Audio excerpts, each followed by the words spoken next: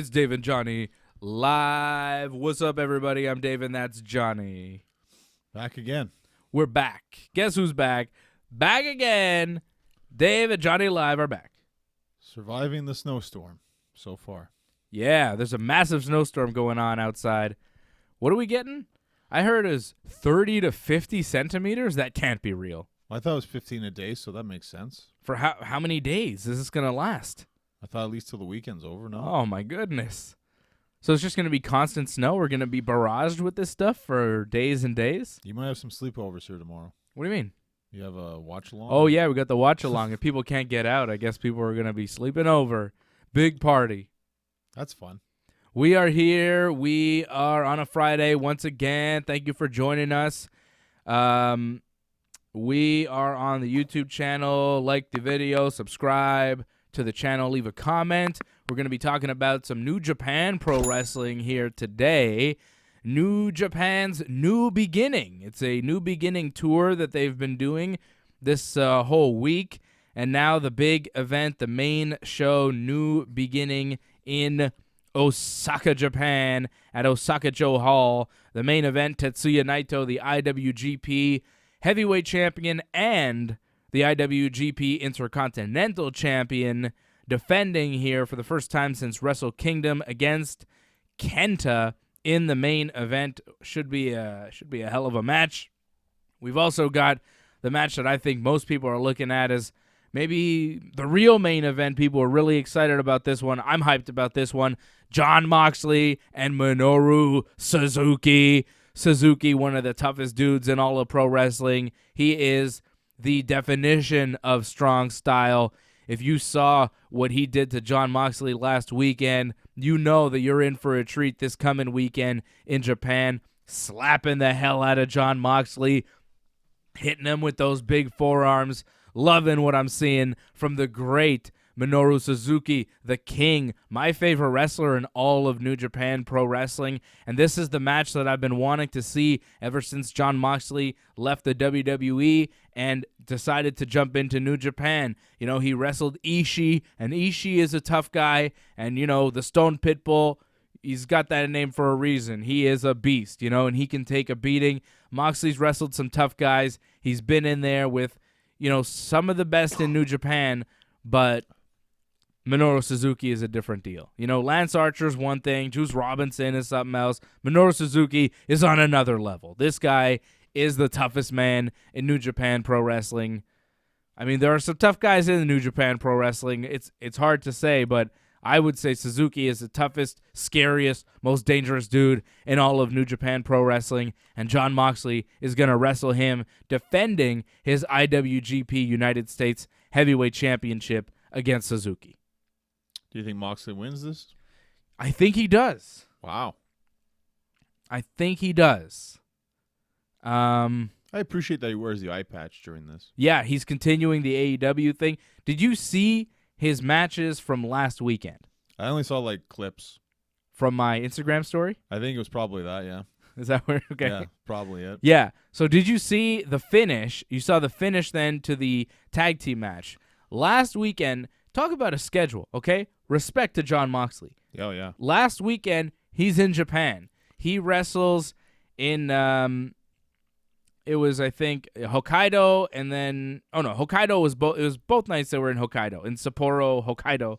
I don't know. He teamed with Okada. He teamed with Okada on the first night. Then on the second night, he teamed with Roppongi 3K and Ryusuke Taguchi against a big group of Suzuki-gun guys, Doki, Kanemaru, Desperado, and Suzuki.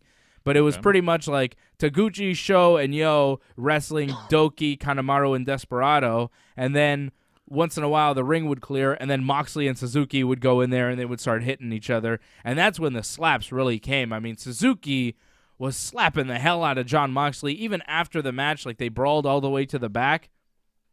The slaps that Suzuki was giving Moxley, just pop, pop, pop, pop, pop, pop, pop, right in the face. Fantastic. Fantastic stuff. This match, I'm telling you, is going to be awesome. Suzuki is going to beat the hell out of Jon Moxley, and I cannot wait to see it. I cannot wait. It's going to be so good. The tag team match was Very good. It was Suzuki and Taichi versus Okada and Jon Moxley. Okada and Jon Moxley teamed up. If you missed this, check yourself. You missed this. You better check yourself. What are you doing? Myself. Okada is the best wrestler in the world today. He may be the greatest wrestler of all time. And he's in there with one of the hottest names in the wrestling business, Jon Moxley, teaming up to take on Suzuki and Taichi. Taichi, bro. Did you hear about the rumors that Triple H wants to sign Okada? Well, you'd be stupid not to. Who wouldn't want to sign Okada? Hey, did you hear the rumors that the Young Bucks and Kenny Omega and Cody Rhodes are really interested in signing Okada when his New Japan contract runs out? Did you hear those rumors? I haven't heard those rumors. No, because I just started them, but I know that they're true because if you're a pro wrestling promoter with money, you want to sign Okada. Like, he's the best. He's so good. Of course the WWE would want to sign Okada. Who wouldn't want to sign Okada? New Japan wants to keep Okada. You know? AEW wants Okada. Ring of Honor probably wants Okada. Everybody wants Okada. He's the best. He's the best thing going today. And if he was a free agent, he'd be the hottest free agent in all of pro wrestling. He's the man. There's few better in the ring than Kazuchika Okada. And I don't know if there are any better. Well, he's done a lot in New Japan. He's pretty much done it all, so 5-time champion. Maybe it's time to move on, try something else. It might be. I would love to see Okada in the WWE. That would be crazy. I hope AEW. Triple H does sign him. No, because I've seen Okada wrestle Kenny Omega, and it's as good as it can get. Like what they did in New Japan, I don't see how they could do any better than what they did. It was maybe the greatest match of all time. I wouldn't mind leaving that alone and letting Kazu Okada go in there to the WWE and wrestle a fresh batch of opponents. Like Okada and Randy Orton would be crazy. Okada and Roman Reigns would be awesome. Really? Yes. That's how good Okada is. And Okada and Daniel Bryan, I mean, please. Okada and Goldberg would be great. Okay? That's how good Okada is. Wow. You don't believe in Okada as much as you should, John. You need to watch more Okada to truly realize how good he is. Well, no, I saw his matches with Kenny Omega. They were fantastic. He's like Bret Hart level. Yeah. He's probably arguably the best wrestler going today. He's the closest thing to Bret Hart that I've seen since Bret Hart. As far as the storytelling, the ability in the ring, and to make every match feel special, to elevate every opponent you go in there with, he doesn't have a bad match. The problem is you can't put him up against guys like Goldberg and Roman Reigns because they're not going to put Okada over right away. Well, they should. They should, but I don't think they would do that right away. They really, really should. I mean, everybody. No, you'd be stupid. You know what? If you're a pro wrestler and you don't want to put Okada over, you should quit the business. Seriously, no. If you're Bill Goldberg and you're like, I'm not putting Okada over, get out of professional wrestling. If you're Seth Rollins or Roman Reigns or anybody and you're like, I'm not going to put Kazuchika Okada over, you need to quit professional wrestling because you don't understand what business you're in. Well, Okada is the best. Let me show you something. They'll do what they're told, but it's more about it's not going to be clean. Oh, yeah, you have a shirt. Yeah, I know. You showed me already. I just got a new Okada shirt. Look at this. Boom. Kazuchika Okada, Rainmaker. Got this from Japan. Had to order this from Japan. That's how much respect I have for this guy, Okada. And I got this sweet Hiromu shirt, too. That you are wearing. I'm wearing my Hiromu shirt. This is Hiromu Takahashi ticking time bomb. Hiromu's going to be defending his title as well. Hiromu defending against the man who took him out and broke his neck, formerly Dragon Lee, now Ryu Lee. Hiromu's defending the IWGP Junior Heavyweight Championship against Ryu Lee this Sunday in Osaka. And that match, like, whew. If you don't know about Hiromu Takahashi, like, yeah, if I'm Triple H, I'd like to sign Okada. I'd also like to sign Hiromu. Well, Dragon Lee, I mean. Dragon Lee. I mean, if you're Triple H, you want to sign every one of these guys. If you're Triple H, I would try to sign Suzuki. I mean, you already had Kenta. That didn't work out too well for you. Well, that's where I'd be hesitant. Like, look at Kushida as well. I mean, Sign Naito. Well, what about Kushida? They haven't done anything with him. Well, that's why I'd be hesitant. Be like, well, you aren't using past talent really well right now, so why sign? I wouldn't go there. If I'm Okada, I would be hesitant about signing to the WWE because I don't know how well they're going to treat me.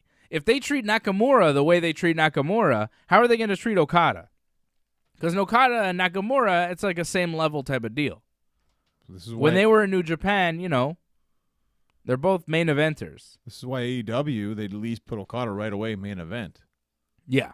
And there's still good matches for him. Him against Pac, I would love to see that. Mm-hmm. And I know you've seen him in Jericho, but I wouldn't mind seeing it in AEW. Yeah. I think there's still some good matches. I think there are more fun matchups for Okada in the WWE than in AEW right now. Of course, but I think it'd be hard to get to those kind of matches. And with WWE, with their whole 50-50 booking, I don't know if the finishes would be that great. Okada and Keith Lee would be ridiculous. There would be some good matches for sure. Just put Okada in NXT. It's still disappointing, though. Like, he should be Raw or SmackDown. He should be in top pay-per-views. I don't know, man. NXT becomes a pretty fun brand if Okada's the world champion there.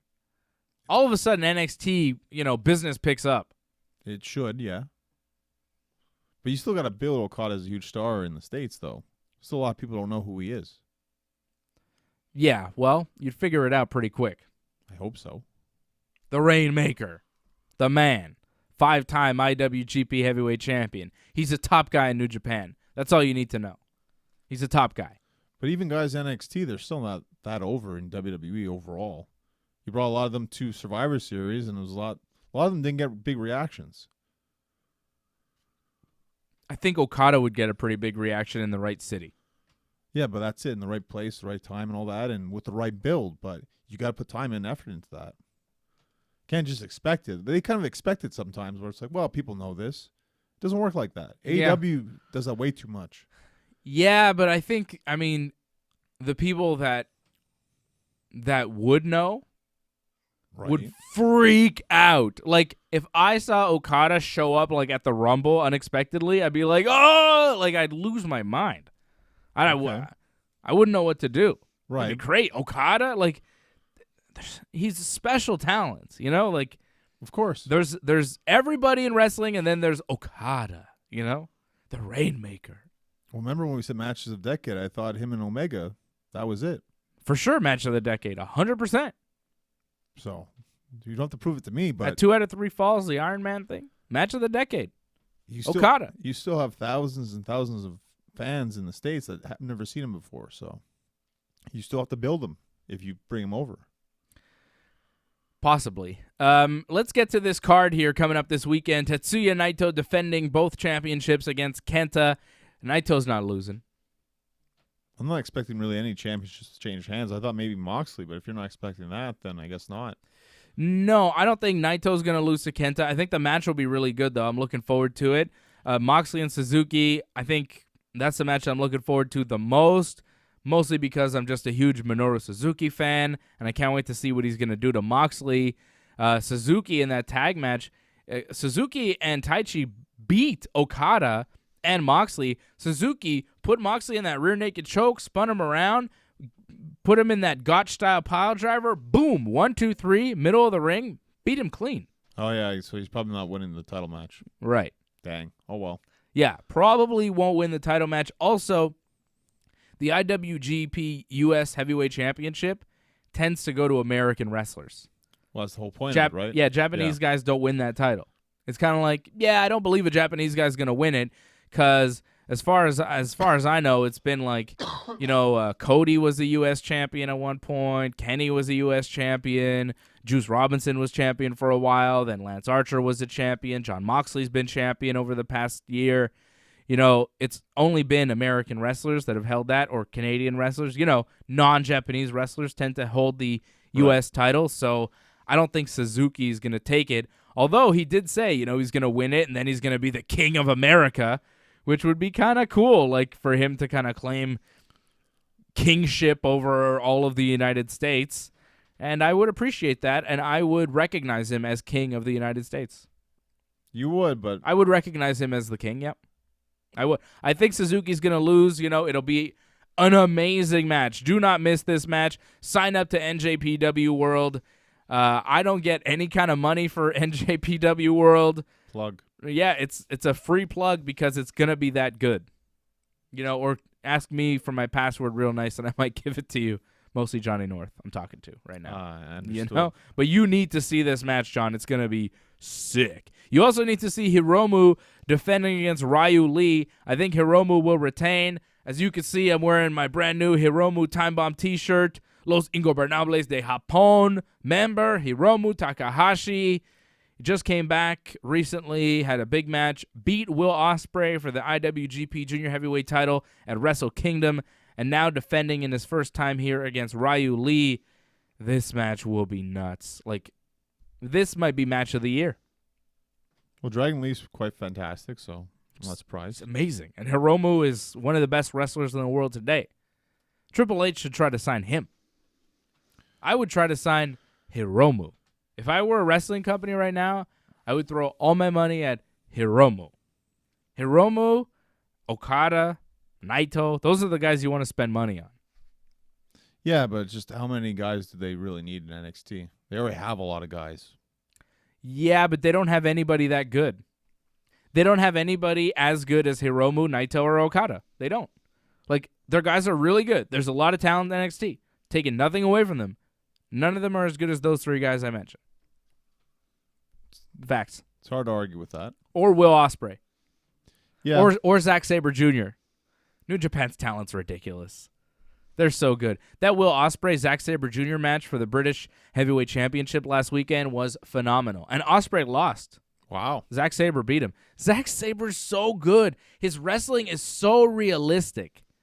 If I was a professional wrestler, I would want to wrestle exactly like Zack Sabre Jr. That is the style that I like the most. I feel that. It's just super technical, and because it looks real every time. I believe that. It's just his size. It's hard against bigger guys to believe in it. No. Well, I don't know. Him against Kurt Angle, it's kind of hard. Zack Sabre? Because he's wrestled Kurt Angle and No, it's believable. I believe in Zack Sabre. I believe in what he does. It looks real as hell. He's fantastic. Zack Sabre Jr. is going to be teaming up with Taichi to take on Okada and Will Ospreay in a tag team match. That's going to be awesome. I think Ospreay and Okada probably win. Rainmaker to maybe Taichi? Makes sense, I guess. Or maybe lost his last match, maybe so. Zack Sabre gets Ospreay to tap out or something. I don't know. Maybe pins him a nice one of those cradle maneuvers where he's just kind of turns him into a pretzel and pins him and he can't move. I don't know, man. This is the type of match you could see going either way. It's a tag team match, Well, I can't see Okada losing too many matches. He doesn't, so it's hard to believe he's going to lose again. When he's not champion, though, sometimes he does. Okay, but I find it doesn't go too long, though. With a big losing streak, it rarely happens. So I've got Hiromu over Ryu Lee. I've got Ospreay and Okada over Zack Sabre and Taichi. Sonata wrestling Jay White 1-on-1. I think Jay White probably takes this one. He's the leader of the Bullet Club right now. He's still one of the main event guys. Sonata's kind of a mid-carder guy. He gets kind of to wrestle the main event guys, but he usually loses to them. So I think he'll probably lose to Jay White here. Switchblade Jay White, one of the best heels in all of pro wrestling. Well, it makes sense because Jay White came off 2 huge losses, if I'm not mistaken. No, he lost one match. He won the other match. He won the number 1 contender match. Yeah. But he didn't win that match. Or he hasn't had that match yet, has he? No, he hasn't had his match with Naito. He has a match with Naito that he has earned. He earned that match at Wrestle Kingdom, but he hasn't decided when it's going to take place. So he's pretty much the number 1 contender in the waiting, so he shouldn't really lose in the meantime. That's a solid point as well. We're going to have an 8-man tag team match. Bullet Club members Tama Tonga, Tonga Loa, Yujiro Takahashi, and Chase Owens taking on Juice Robinson, David Finlay, the team of FinJuice, the actual IWGP Tag Team Champions. I thought they lost the belts. Did they lose them already? I think they lost them back to the Tongas. Oh, maybe I missed that show. They did a bunch of shows this week, and I didn't catch all of them. Did they really lose them? I was almost positive that they lost them. Well, they did shows in the States, too, that weren't on New Japan World, and I don't know what happened at all those shows. So much going on there. Oh, yeah, you're right. Yeah, it was in the States where they lost them.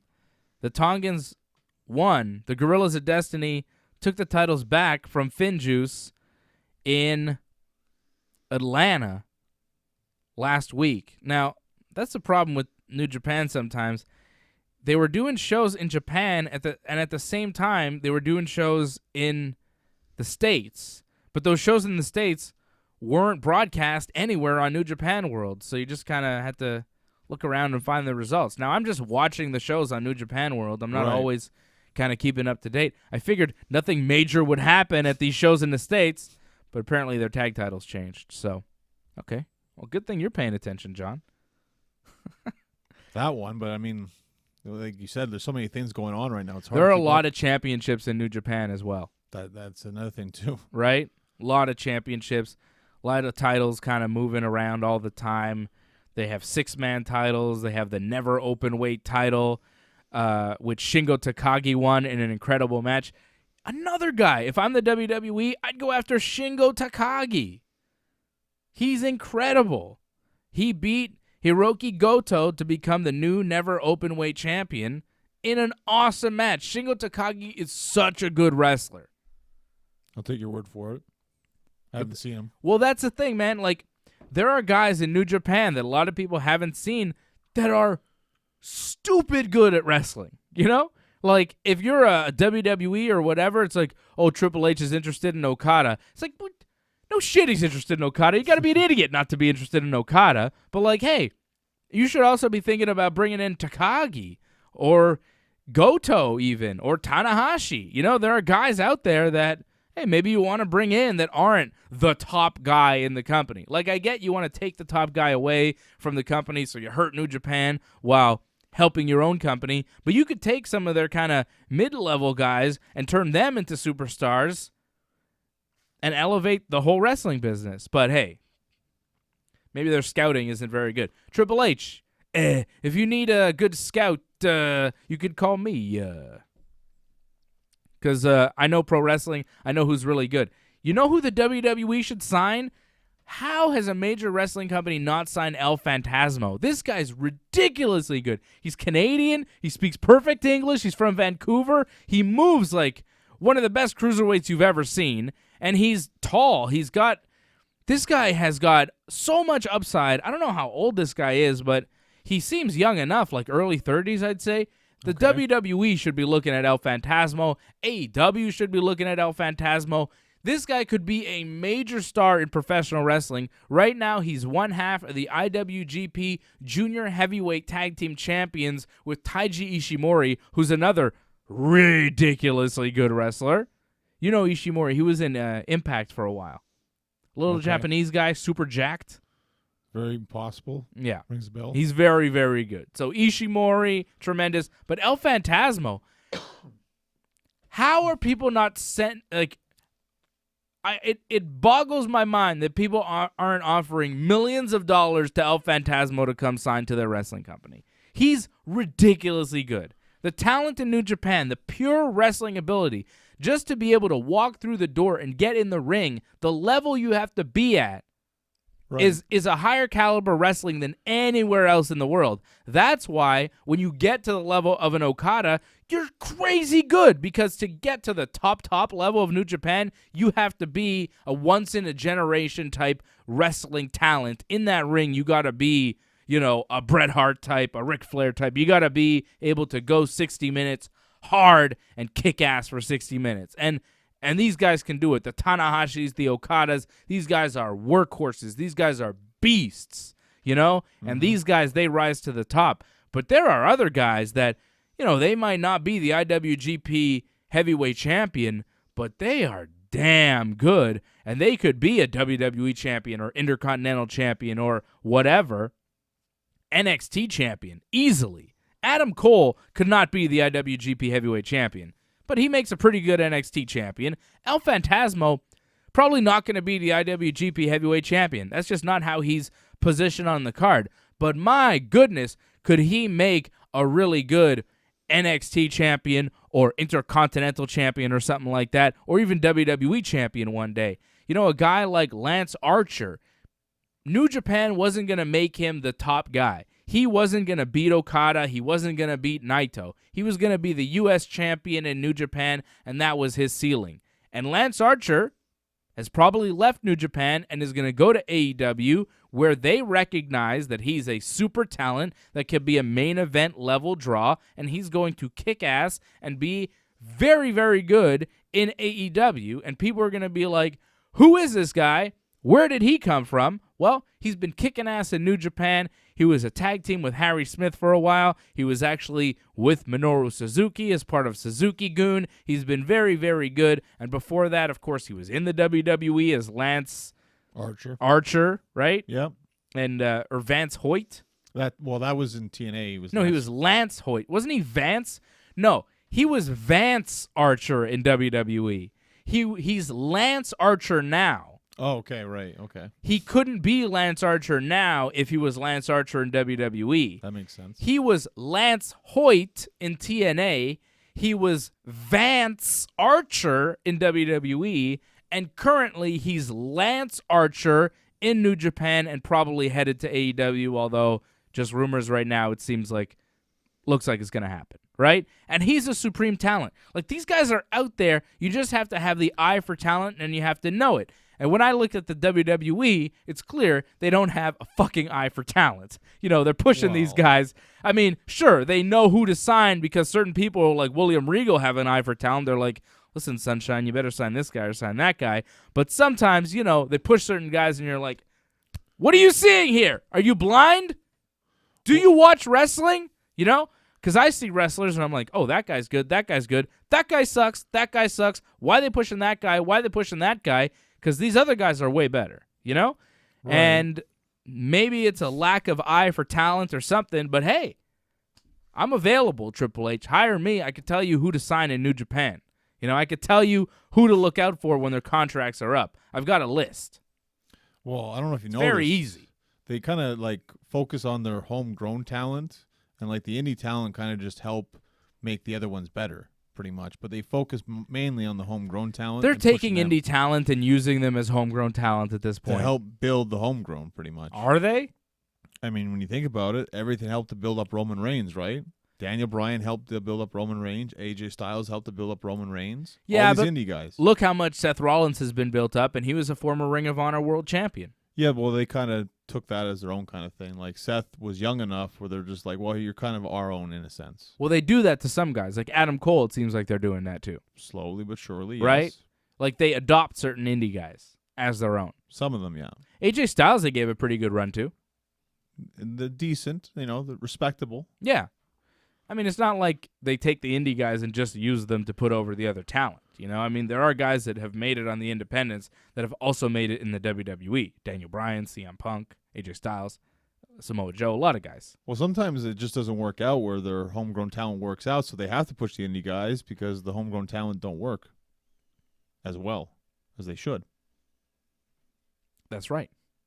Because they've only been in that WWE system, and they don't really have the experience of wrestling different styles, different people, you know, different abilities. You learn skills by wrestling in different promotions. Why is Chris Jericho so good? Because he was able to wrestle in all sorts of different promotions. And, you know, we've seen that formula work for countless guys in the history of pro wrestling.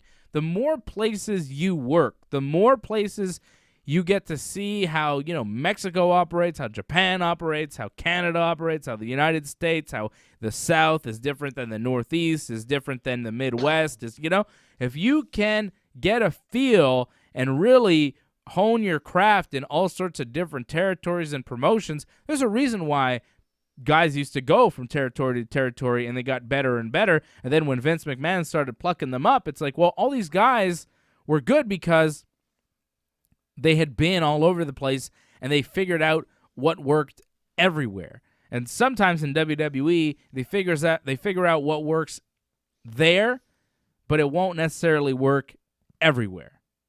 Right. And that's why some of these WWE guys that are only from the WWE wind up looking the same and feeling the same because it's kind of a cookie cutter thing, and they teach you how to be WWE, and that's how you are. Well, that's kind of the hard part in a sense, where it's like you have that one dimension kind of thing, and that hurts your character overall in the end too, where it's like, okay, you just do this one thing, you're really good at it, but you get boring very quickly. And that's a huge problem in wrestling. It's like if you become stale, then you're just not really necessary anymore. Sadly. It happens. Yeah, it happens, yeah. All right, Big Johnny. So the new beginning taking place this weekend in Osaka, Japan. Should be a lot of fun. I'm looking forward to it, man. That triple main event, that's one hell of a triple main event. Naito and Kenta, Moxley and Suzuki, and then Hiromu and Ryu Lee. I got my Hiromu shirt on. You can tell I'm hyped. Well, you have a big weekend this weekend, clearly. Yeah, right. That's on Sunday. And then on Saturday, don't forget to watch me and AJ right here for the UFC 247 watch along. We'll be watching UFC 247, John Jones versus Dominick Reyes. I've got John Jones. AJ's got Dominick Reyes. We've got a dozen bagels on the line. I can't wait to eat those bagels that AJ gives me when he loses another bet. AJ picked Alexander Gustafsson, Anthony Smith, and Thiago Santos all to defeat John Jones. And he was a loser every time. He'll be a 4-time loser on Saturday night. AJ, I know you're watching this, and I know you're hearing this promo. Listen to my words. AJ, I want my bagels on Thursday when we do the show. What are the comments right now? I'm sure he's talking about it. AJ's talking trash. You know Trash, AJ. eh? AJ. You guys had a bit of an incident at the Super Bowl, if I'm not mistaken, right? Apparently, there was some sort of like phone conversation that wasn't supposed to happen that happened. You're talking last Sunday when AJ pocket dialed me? Yeah. Apparently, like video pocket dialed you, apparently. Yeah, like it was funny. My phone starts ringing. Right. And I see it's ringing, and it's like a video call from the chat. We have a chat, Fred, AJ, and I. We have a Ringside Report kind of group chat that we do. Okay. So I'm getting a video call from the chat, and I'm like, oh, what's going on? Are we having a group meeting? What's happening here, you know? And so I answer the call. Right. And I just hear, like, AJ talking, but I don't see anything. It's all, like, and it's kind of darkness. Yeah, but I hear AJ. So then I just go, AJ! AJ! I just start yelling AJ. Okay. And then AJ picks up his phone, and he sees me, you know. And then I was there, and then AJ started passing me around to his whole family. He was with his whole family. I was and there, he's like, yeah. "Oh, there's Dave," and he was just like showing me around to everybody, giving me a tour of the place. You know, it was good. Yeah. So AJ pocket video dialed me, which is kind of funny, right? AJ takes his phone out of his pocket, and he looks, and there I am right there just looking at him like, what the hell is this? What's going on here? That's a nice surprise. Yeah, it's good. Well, he wanted you down for the Super Bowl. I think that was the plan, but he forgot about it, and I guess. Yeah, he forgot to invite me for the Super Bowl. Thanks, AJ. Well, he said that he invited you there during the pocket dial, apparently. Oh, yeah.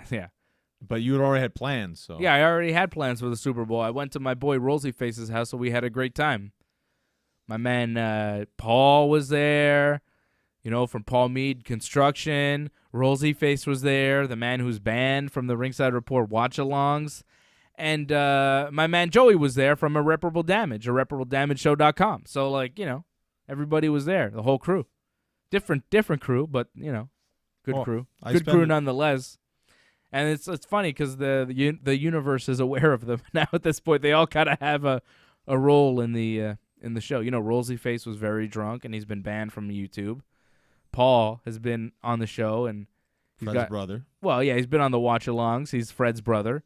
He's not really Fred's brother, but people say he's Fred's brother. It's a good gimmick. And then there's Joey, who was there with me watching the Super Bowl, who I do the other show with, the other podcast, irreparabledamageshow.com.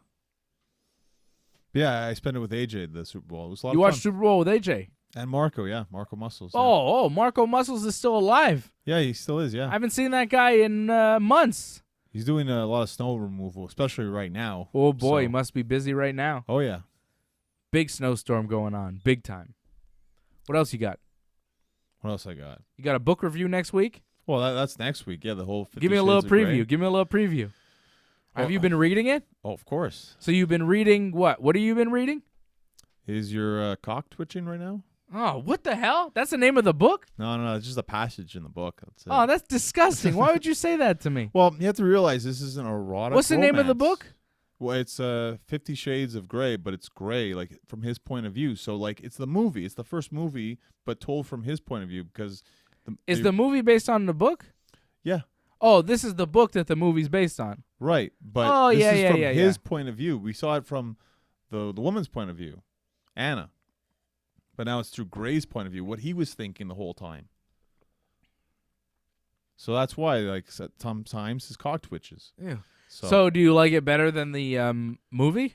it's interesting. Like, it's cool. Because sometimes they say, oh, the movie is no good. You really got to read the book. Is that the case for 50 Shades of Grey? You have to wait until next week. I haven't seen the movie, nor have I read the book, but we'll find out from your reviews. Because you've seen, what, all three? Is it a trilogy? That's correct. You've seen the 3 movies, and now you're reading the book for our Valentine's Day edition of Dave and Johnny Live next week. It will be disgusting. Tune in.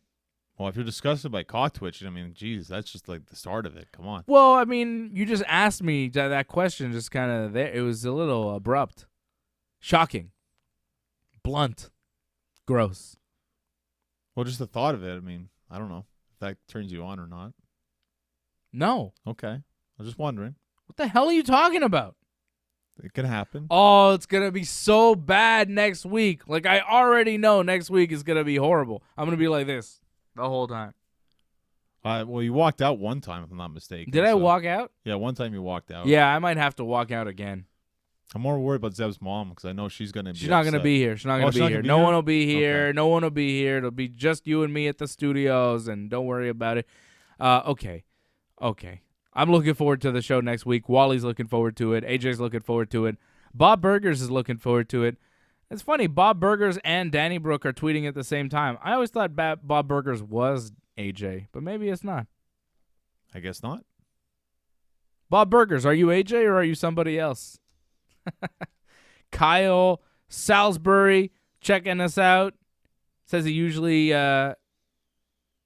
listens to the show but doesn't get to catch it live. So thank you for catching us live today. Kyle, thank you to Wally. Thank you to AJ. AJ, stop spamming in all caps again. AJ's always doing that. He's a rebel. AJ is just a spammer. That's just basically what he is. He's a spam man. He also said you picked the Niners, if I'm not mistaken, right? Like you were kind of upset. Yeah, because I don't know anything about football. Why'd you pick the Niners? It was a guess. I don't know. Wow. Oh, you should have advised me. Next time you advise me on sports. And if I lose, I'm going to take it out on you big time. Well, you know UFC, right? So you should be fine against him in this one. So. Oh, picking John Jones? I think that's a pretty safe bet. I think so. John Jones for the past 10 years has been a pretty safe bet. But like you said, like you never know that just wild punch could be over. It's not impossible, right? It's not impossible. Look what happened to Tyson. It's unlikely. Well, everyone thought Tyson wasn't going to lose, right? We'll find out. We'll find out. Check us out tomorrow night live, 10 p.m. Eastern time. I'll be here with AJ for the UFC 247 watch along. Watch us tomorrow night. I cannot wait. It's going to be a great time. Can't wait to watch John Jones. I can't wait to watch Valentina Shevchenko too. She's a monster. I love her fights. So that's going to be fantastic coming up tomorrow night, 10 p.m. Eastern, right here on the YouTube channel. Go to ringsidereport.net for the link. It'll be right there on our website. Check out Wrestling Uncensored tomorrow. We're talking about a lot of things, WWE and AEW. Cody took the lashes. Brock's going to wrestle Ricochet, not Bobby Lashley. We talked about Bobby Lashley versus Brock Lesnar, a potential dream match that may never happen. And a lot more on Wrestling Uncensored this week. So check that out when it drops tomorrow on the YouTube channel and online at ringsidereport.net. Follow Johnny on his stuff at North Genesis, at Genesis Johnny North on Instagram. Follow me at Dave Simon MMA. And that's it. That's it. There's no coronavirus in Quebec, thankfully. Yeah, you said there was coronavirus in Quebec There was testing. last week on the show. There was I testing. told you that there wasn't. You claimed otherwise, and I said, please stop spreading fake news once again on the show. And now you have to correct yourself, John. There was no coronavirus in Quebec. There is no coronavirus in Quebec. Johnny North always spreading lies. Just like AJ. You and your buddy AJ, all you guys do is spread lies on these shows. There was 3 people tested for it in Quebec, but thankfully it all came out negative. So, but there was testing for it, so people were concerned. Thankfully, everyone's okay. Don't worry. No need for concern. We're all going to be all right. Just go dig yourselves out of the snow. There's a whole lot of snow here if you're in Montreal area. And if you're not, hey, we love you. How's the weather in Ireland, buddy? I know Wally's probably not digging himself out of snow today. We got like 30, 40, 50 centimeters. Who knows? Tons of snow. It's a snow day. I'm going to go sledding. All right? You know, I didn't appreciate you guys saying that I should steal some kids or something yesterday. Like, I didn't say you should. No, you definitely implied that. I didn't say no. What? I should definitely get a kid or something. Like, we should get him a kid. Like, to me, that implies you're going to, steal a kid. Yeah. No, you should have a child. And I was saying that you should find yourself a nice lady. You should settle down, okay? You wild man, you wild bachelor, all right? Settle down and have children like the rest of the Ringside Report family, okay? We have all had children. I've got kids. I've got a kid, you know. Fred's got kids. He's got twins on the way. He's got a lot of kids. He has like a son that's like 20 or something, right? Yeah, Fred's going to have 4 kids. Fred's got 4 kids, okay? AJ's got a kid, and he's got some other kids. You know, AJ's got kids, okay? We've all got... Listen. About the AJ stuff. Don't worry about it. He hasn't confirmed that whatsoever. AJ's a father. He's got a little baby at home, okay? AJ's not confirming it, but he basically is. He wore a shirt that said diaper changer yesterday on the show. Yeah, okay. That was for Fred. Why does AJ have that shirt? Because he's got a kid, okay? Everybody's got kids on Ringside Report, and you, no kids. We were saying, hey, we've all got kids. It was AJ really making the comment. He was like, Johnny North should have some kids just like the rest of us. That's the comment. No one said anything about abduction. What the hell are you talking about? Why do you always take things in the weird directions? You understand things in your mind that aren't there, John. Well, I took it a different way, I guess. You take things in weird ways, and I'm concerned about the places you take things. I'm okay. Don't worry about me. I got a cat to take care of, so don't worry about me. You have a cat? I told you I'm taking care of someone's cat. Oh, yeah. Hopefully he's okay and not buried in snow right now. You're letting the cat outside? No, I'm not letting the cat outside. But you never know how snow can just break through the window sometimes. Speaking of snow, John Jones fighting tomorrow night. It's going to be a good time. I see AJ talking about that on the chat. UFC 247, we will not be doing cocaine. Okay? Well, I'm glad you shouldn't be doing drugs at all. However, I see some drugs, I think, over there. What are you talking about, man? This isn't drugs. This is legal cannabis, bro. It's not drugs. It's legal, man. It's fine. Is alcohol drugs? Caffeine's a drug. You're a drug. No, I'm not. And we're all addicted to you, Johnny. We love you, Big Johnny. No, you don't. What? Yeah, I do. Sometimes you don't. No, I always do. Well, I feel for the 50 Shades of Grey, sometimes you don't love it whatsoever. No, that's for sure. I love you, and that's why I allow you this outlet to let your freak flag fly. All right. Well, I'll take that, I guess. So next week, it's going to be Freaky Johnny here on the 50 Shades book review. Tune in. It's going to get wild. Thanks, everybody, for watching. We love you big time. It's Dave and Johnny live. Bye-bye. Bye-bye.